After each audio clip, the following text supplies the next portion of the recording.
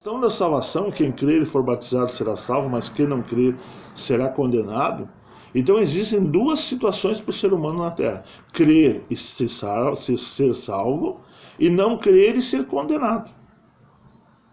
Não crer, a pessoa que não crê, ela vai ser condenada.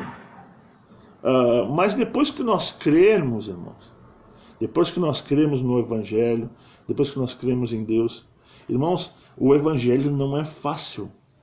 Ele é simples, ele é simplificado, mas ele é tão poderoso. Viver a graça do Senhor Jesus, a graça que Deus tem nos oferecido, ela não é fácil. Não é fácil porque se nós trazermos nós não se arrependermos, nós se batizarmos e nós querermos entrar nessa graça com o velho homem, é impossível que isso aconteça. O velho homem, a velha criatura, ela não aceita o novo Jesus. Por que não aceita? Porque a velha criatura ainda é amante do mundo. Ele é amante dos prazeres da vida. A velha criatura ainda é amante da vaidade. A velha criatura ainda é amante dos prazeres da carne. A velha criatura ainda quer fama, quer glória desse mundo. A velha criatura ainda corre para as coisas desse mundo.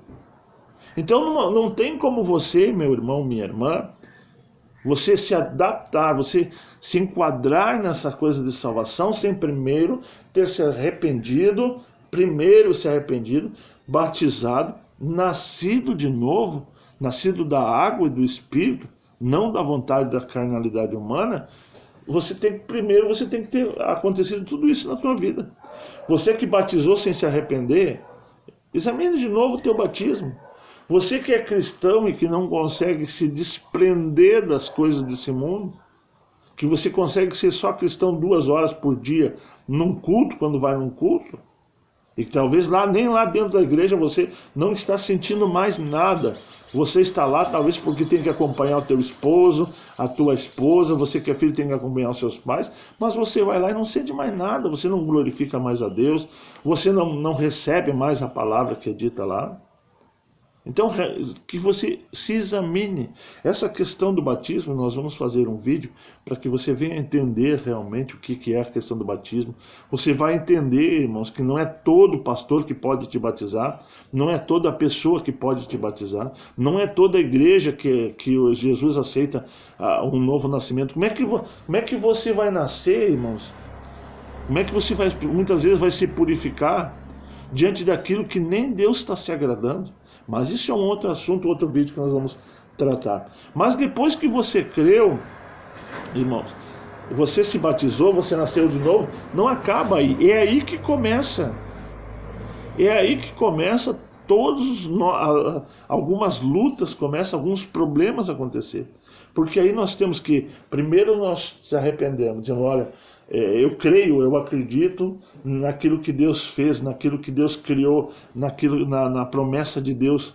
Eu creio que através do arrependimento e o batismo eu estou fugindo da condenação, eu estou fugindo da morte, eu estou fugindo da destruição. Porque, irmãos, Jesus Cristo veio para salvar o que havia se perdido. Então salvar do quê? Salvar da morte. Porque o velho Adão, o Adão lá do passado, ele pecou e através do pecado a morte entrou no mundo. Através do pecado a morte entra e sai a justiça de Deus. Então, você que está em Cristo Jesus, que você é o corpo de Jesus, como diz a Bíblia, vós sois o corpo de Cristo, vós sois o templo do Espírito Santo. Quando você nasce de novo, você se batiza, você nasce de novo, você se arrependeu, você está ali, você já é templo do Espírito Santo de Deus. O Espírito é uma partícula de Deus na tua vida, é uma partícula de Deus te conduzindo. Então, quando você crê, quando você aceita essa salvação de Deus, você precisa porfiar, você precisa lutar para se manter nesse caminho. Mateus capítulo 7, versículo 13 e 14, nos dá uma dica daquilo que nós vamos enfrentar, daquilo que nós vamos enfrentar no nosso dia. Entrar pela porta estreita, porque larga é a porta e espaçoso o caminho que conduz à perdição, e muitos são os que entram por ela. E porque a porta é estreita e apertado o caminho que leva à vida, poucos há que encontrem. Então, você precisa encontrar esta porta. Você precisa, porque espaçoso é o caminho que leva para a perdição. Se você está vivendo um cristianismo espaçoso, se você está vivendo numa igreja de porta larga, sem santificação, sem essa igreja se colocar na presença realmente de Deus, sem a palavra de Deus ser aceita, ser pregada, essa é a porta estreita, e aonde que essa igreja vai te conduzir? Vai te conduzir à perdição. Porque hoje nós estamos vivendo em tempos assim que o homem está seguindo o homem. Se eu conto uma boa história para você, se eu tenho uma boa oratória, uma boa dicção, se alguns sinais, entre aspas, acontecem na minha igreja, é porque Deus está ali. Não, não é assim. A principal coisa que tem que estar dentro da igreja é o evangelho completo, não é só em partes. Eu tenho que estar na doutrina do Senhor Jesus Cristo, eu não posso tirar e eu não posso acrescentar. Então, a porta que conduz à salvação é apertada, e o caminho que me leva à vida é um caminho estreito, e por ser apertado e por ser estreito, são poucas pessoas que conseguem chegar ali. Então, você tem que valorizar aquilo que Cristo fez na tua vida. O que Jesus Cristo fez na tua vida? Hebreus capítulo 9, versículo 28 diz assim: e assim também Cristo, oferecendo-se, ele se ofereceu uma vez para tirar os pecados de muitos, aparecerá a segunda vez sem pecado aos que esperam por salvação. Então, irmãos, ele se ofereceu. Aquela história que mataram Jesus, mentira. Ele se ofereceu por nós. A história que os judeus mataram Jesus é pura mentira, é coisa que tem até hinos, mataram Jesus. Não mataram. Jesus Cristo, ele se entregou. Ele se entregou pela tua vida. Então, o que vai me dizer que eu estou na porta certa? O que vai me dizer que eu estou na igreja certa? Vamos ler a palavra do Senhor. Romanos capítulo 1, versículo 16, ele diz assim: porque não me envergonho do evangelho de Cristo, pois é o poder de Deus para a salvação de todo aquele que crê, primeiro o judeu como também o grego. Então, se você se envergonha do Evangelho de Jesus Cristo, se você não crê no Evangelho de Jesus Cristo, o Evangelho de Jesus Cristo, ele é o poder de Deus. Cuidado. Você que luta contra alguns versículos bíblicos, coisas tipo a mulher pregar na igreja, a mulher ser pastora, você não aceita isso? Cuidado, você está lutando contra o poder de Deus. Você que quer ainda, você é pastor, você que quer ainda receber os dízimos dos membros da tua igreja, e é da tua, não é de Cristo, cuidado, você está lutando contra o poder de Deus. O Evangelho não nos autoriza a fazer isso. Então, irmãos, eu quero que você entenda: a porta é estreita, a salvação está em Jesus Cristo, a porta é estreita, e que nós precisamos entender que o Evangelho é o poder de Deus. Eu quero ler um versículo aqui com os irmãos, em Romanos capítulo 5, versículo 10, que diz assim: porque se nós, sendo inimigos, fomos reconciliados com Deus pela morte do seu Filho, muito mais, estando já reconciliados, seremos salvos pela sua vida. Irmãos, porque nós éramos inimigos de Deus, Jesus Cristo veio e nos reconcilia com Deus e nos dá vida. Amém? Marcos capítulo 10, versículo 52 diz assim: Jesus disse: vai, a tua fé te salvou. Ele logo ouviu e seguiu a Jesus pelo caminho. A fé, que é um dom de Deus, ela nos remete a Cristo.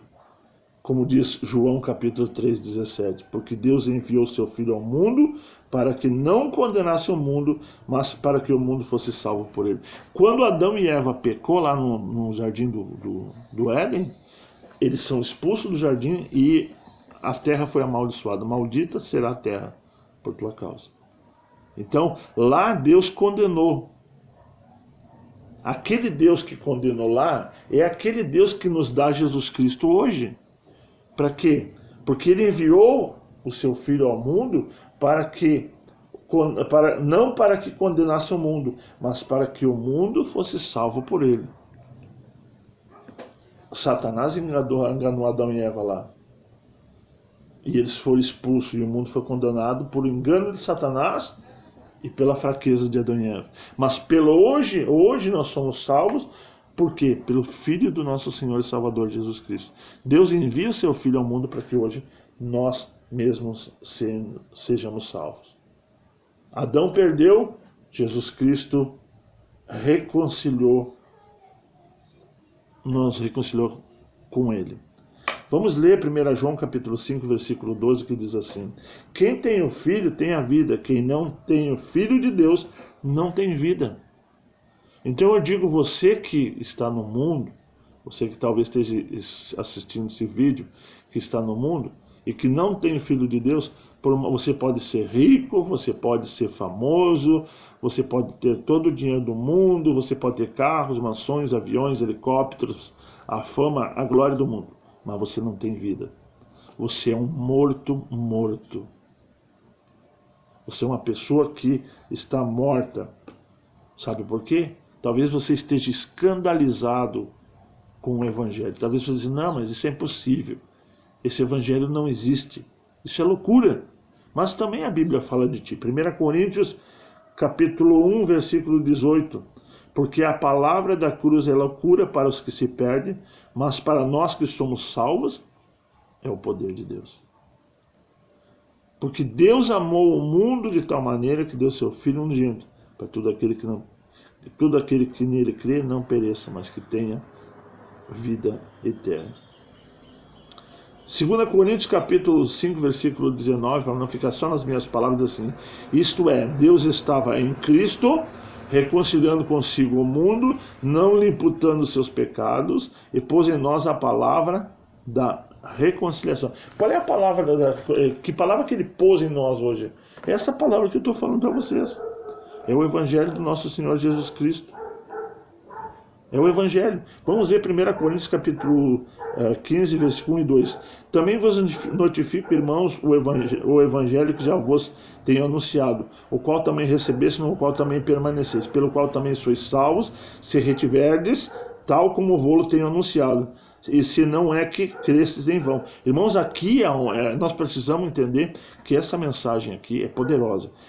Também vos notifico, irmãos, o Evangelho que vos já tenho anunciado, o qual também recebeste, no qual também permaneceis, pelo qual também sois salvos. Vocês vão ser salvos por esse Evangelho.